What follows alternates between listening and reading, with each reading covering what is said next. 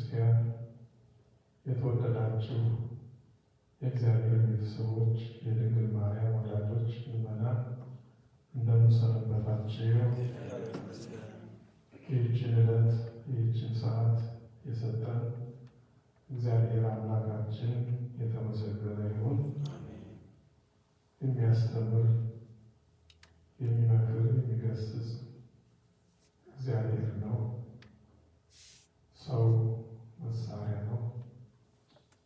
እግዚአብሔር ሰው ሲያገኝ ይናገርበታል፣ ይመክርበታል፣ ይገስጽበታል፣ ስራ ይሰራበታል፣ ኃይሉን ይገልጥበታል።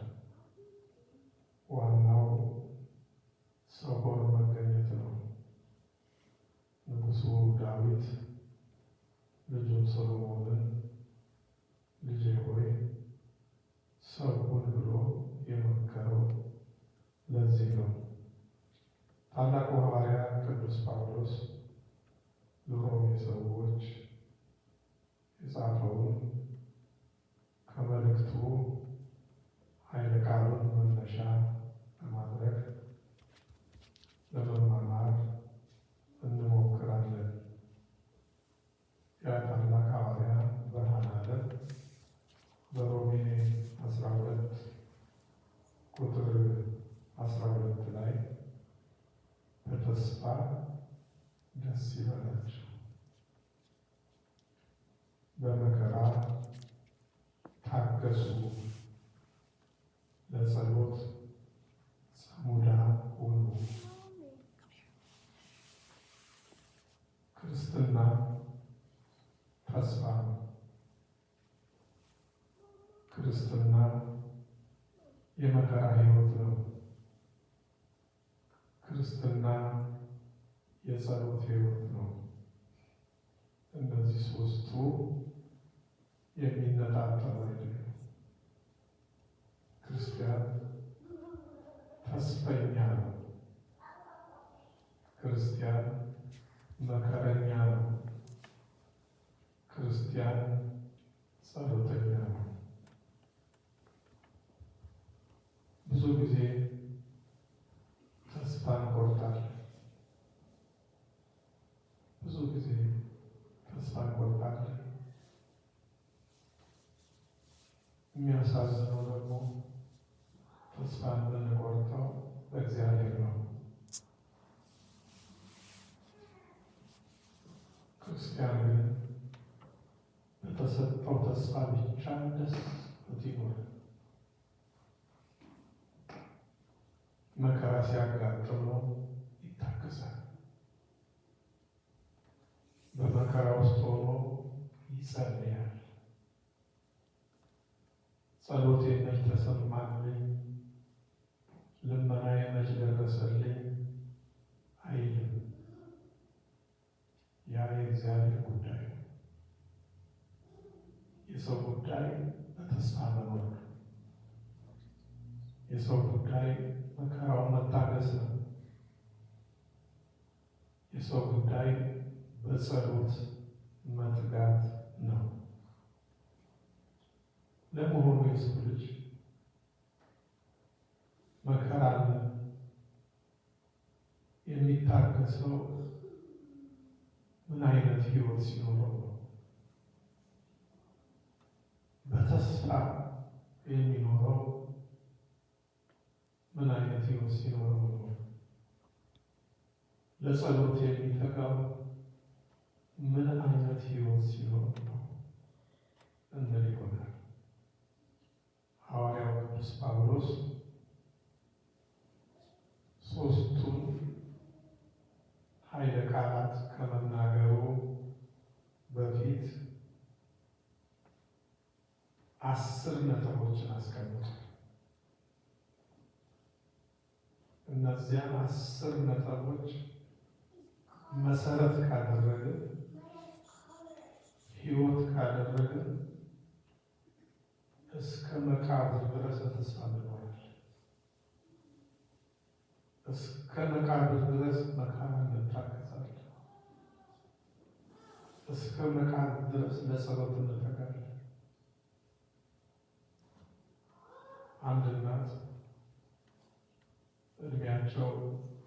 90 ዓመት አልፏል። ወደ 95 ከልጅነት ጀምሮ ጸሎተኛ ናት።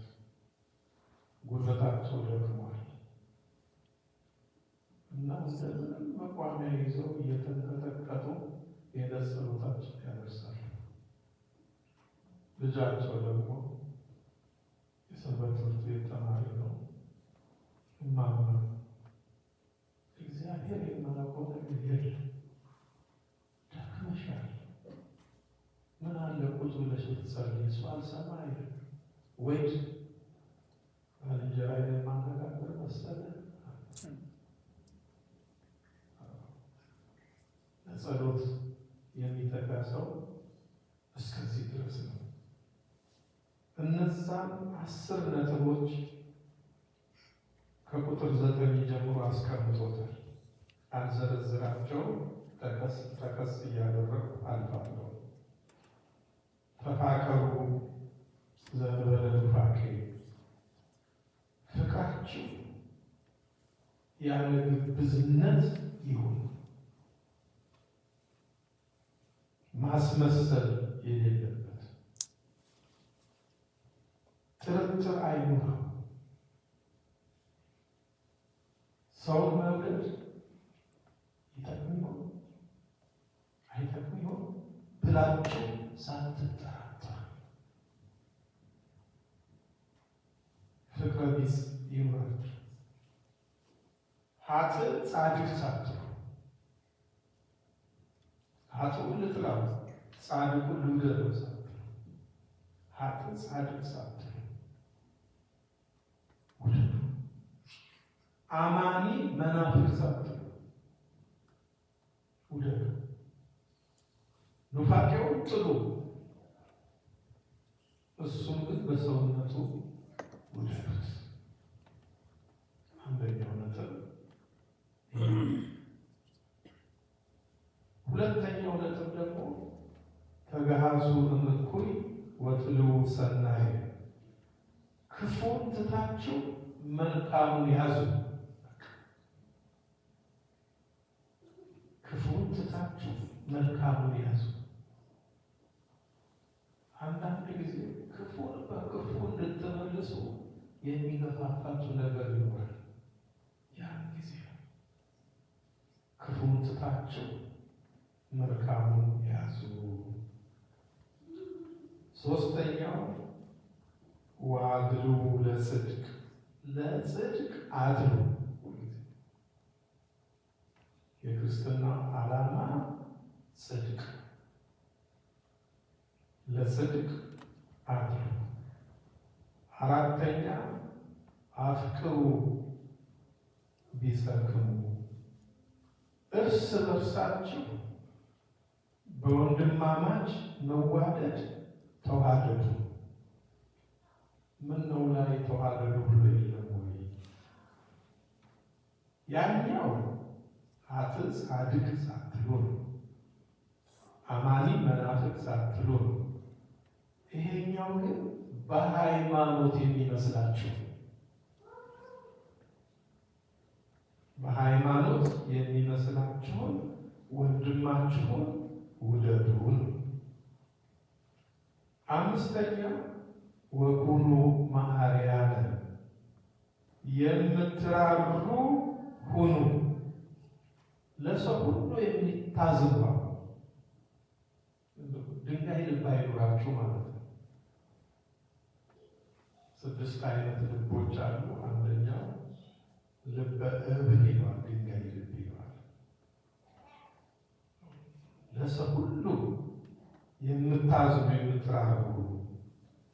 6ኛ ተካበሩ በበይናቲክሙ፣ እርስ በርሳችሁ ተከባበሩ። እርስ በርሳችሁ ተከባበሩ ማለት ምን ማለት ነው? ተረዳዱ ማለት ነው። ገንዘብ ለሌለው ገንዘብ ሁኑት፣ ጉልበት ለሌለው ጉልበት ሁኑት ማለት ነው። እንዲሁ ኦክሲጅን ብቻ መከባበር አይሰራም። መረዳዳት፣ መደጋገፍ፣ ይሄ ነው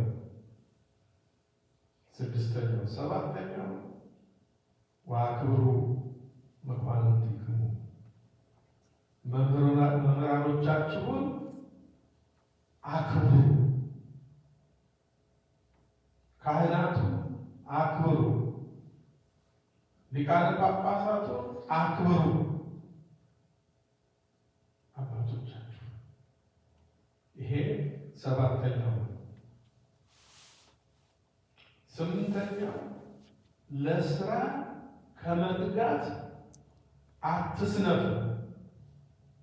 የትሩፋት ስራ ስሩ፣ አትርፋችሁ ስሩ። ለምሳሌ ያህል ከ10 1 መደበኛ ማሰራት አይደል?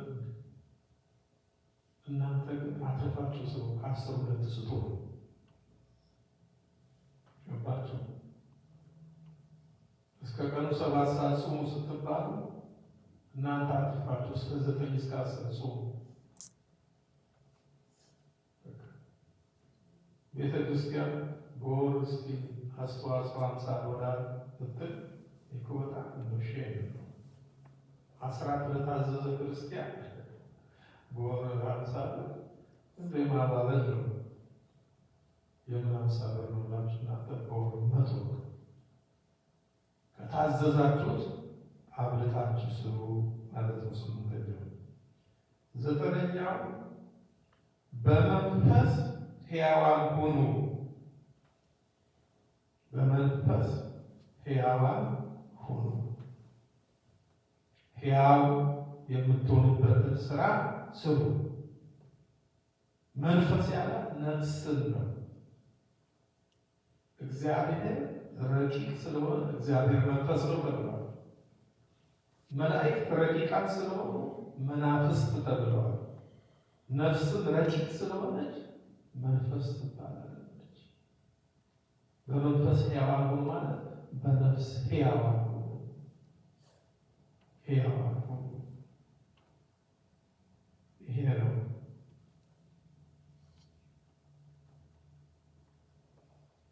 ሌላው 10ኛው ለእግዚአብሔር ተገዙ።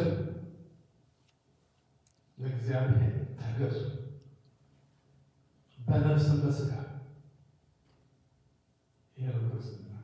እንግዲህ እነዚህ 10 ነጥቦች ይዘን ከተገኘን ቅዱስ ጳውሎስ እንደነገረ በተስፋ ደስ ይላል፣ መከራውን እንታገሳለን፣ በጸሎት የተጋን እንሆናለን ማለት ነው። መከራን የሚታገስ ሰው፣ በተስፋ የሚኖር ሰው፣ በጸሎት የሚተጋ ሰው 7 ነገሮችን ለማድረግ አይቸገርም። 10ን መሰረት አደረገው። 3ቱን እንደ ግድግዳ አደረገው። 7ቱን ደግሞ እንደ ጣራ ወይም 10ን ነገሮች እንደ ስር፣ በተስፋ ደስ ይበላቸው የሚለውን ደግሞ እንደ ግንድ፣ 7ቱን ነገሮች ደግሞ እንደ ቅርንጫፍ። የቤተ ክርስቲያን ትምህርት እንዲህ ስር አለው፣ ግንድ አለው፣ ቅርንጫፍ አለው። ቅርንጫፉ ደግሞ ባለ ብዙ ፍሬ ነው። ወይም መሰረት አለው እንደ ቤት፣ ግድግዳ አለው፣ ጉልላት አለው። እነዚህ 7ቱ ነጥቦች ምንድን ናቸው? ራሱ ቅዱስ ጳውሎስ ነው ይሄንን በአንድ ምዕራፍ ላይ የተናገረው። በችግራቸው ቅዱሳንን ለመርዳት እንተባበራለን። በአቦ በሥላሴ ተብሎ አይለንም። ቅዱሳን የተባሉት ክርስቲያኖች ናቸው። ክርስቲያን መሆን እኮ ቅዱስ መሆን ነው። እኛ ስሙን ብቻ ተሸክመን ነው እንጂ ክርስቲያኖች ማለት ቅዱሳን፣ የተለዩ፣ ከዓለም ልዩ የሆኑ፣ ከኃጢአት የተለዩ፣ ከበደል የተለዩ፣ ከክፋት የተለዩ ከጥርጥር የተለዩ ማለት ነው። ሁለተኛ እንግዶችን መቀበል እናዘውትራለን። የእግዚአብሔር እንግዳ አለ። ቤትስ የእግዚአብሔር ነው። እንግዲህ አሁን እንግዳ አቀባበል ላይ እንደ ድሮ እንደ እናቶቻችን የአባቶቻችን ጊዜ አይደለም። እኛም እንግዶች ተቀባዮች አይደለም። ጥሩ እንግዳም የለም። ተያይዘን እየተፋን ነው ማለት ነው። እኛ እንግዶች ተቀባይ ከሆነ እግዚአብሔር ጥሩ እንግዳ ያመጣል። ጥሩ እንግዳ ያመጣል። ሐዋርያው ቅዱስ ጳውሎስ እንግዶችን ለመቀበል ቸል አትበሉ፣ አንዳንዶች ሳያውቁት የሰማይ መላእክትን በእንግድነት ተቀብለዋልና ብሏል። ሶስተኛ የሚያሳድዱንን እንመርቃለን። የሚያሳድዱን እንድንጸፋባቸው የሚያሳድዱንን እንመርቃለን። አራተኛ እርግማን ከአፋችን አይወጣም።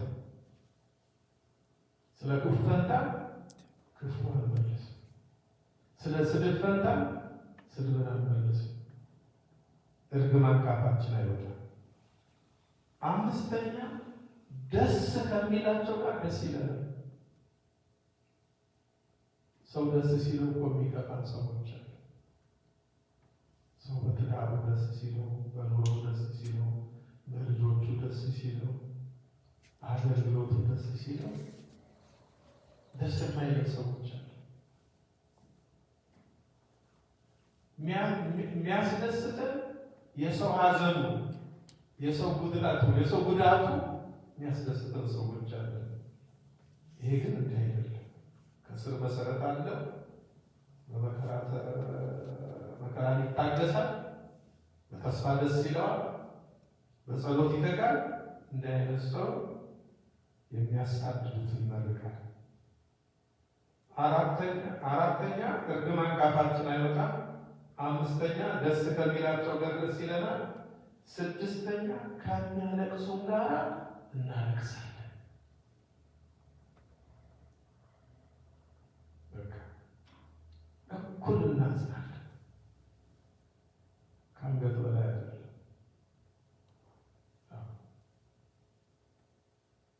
ሰባተኛ እርስ በርሳችን በአንድ ሀሳብ እንስማማለን። አንድ ሀሳብ፣ ሁለት ልብ መሆን የለም፣ ሁለት ሀሳብ የለም። ስምንተኛ ልጨምርላችሁ። ስምንተኛ የትዕቢትን ነገር አናስብ። በተስፋ ደስ ይበላችሁ። ተስፋችን ማን ነው? እግዚአብሔር ነው። ቅዱስ ዳዊት ወይዜኒ መኑ ተስፋዬ አኮኑ እግዚአብሔር፣ እንግዲህስ ወዲህ ተስፋዬ ማን ነው? እግዚአብሔር አይደለም? ከእግዚአብሔር በታይ ተስፋችን ማን ናት? ድንግል ማርያም። አባ ሕርያቆስ እንደተናገረው አንቲ ውእቱ ተስፋው ለአዳም ይሰደድ እምገነት፣ ከገነት በተሰደደ ጊዜ ተስፋው አንቺ ነበርሽ። እግዚአብሔር ብዙ ተስፋ ሰጥቶናል። የቅዱሳን ሁሉ ቃል ኪዳን ተስፋችን ብዙ ተስፋ ያለ። ለዚህ ነው መከራውን እንታገሰው። በተስፋ ደስ የሚለው ሰው መከራውን ይታገሳል። መከራውን የሚታገስ ሰው ይጸልያል። ይበቃናል። የእግዚአብሔር ቸርነት የድንግል ማርያም አማላጅነት አይለየን።